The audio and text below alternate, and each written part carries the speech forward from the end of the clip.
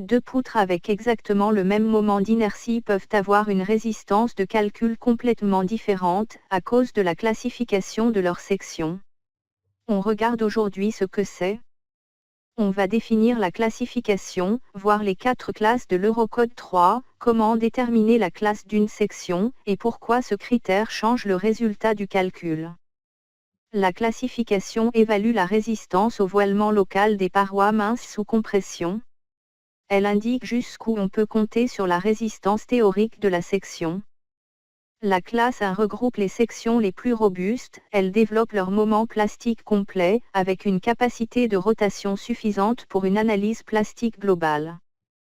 La classe 2 développe aussi le moment plastique complet, mais sa capacité de rotation est limitée, pas de redistribution des moments, seulement un calcul plastique de section.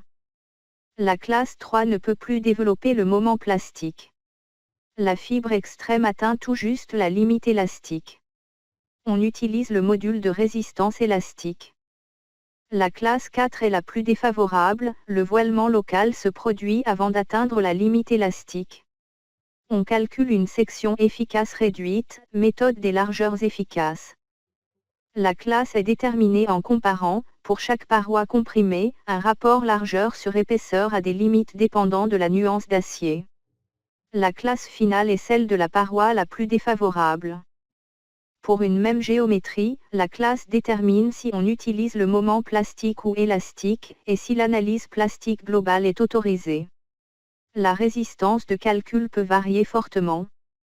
La classe 1 permet l'analyse plastique globale, la classe 2 le calcul plastique de section, la classe 3 impose le calcul élastique, la classe 4 impose de réduire la section.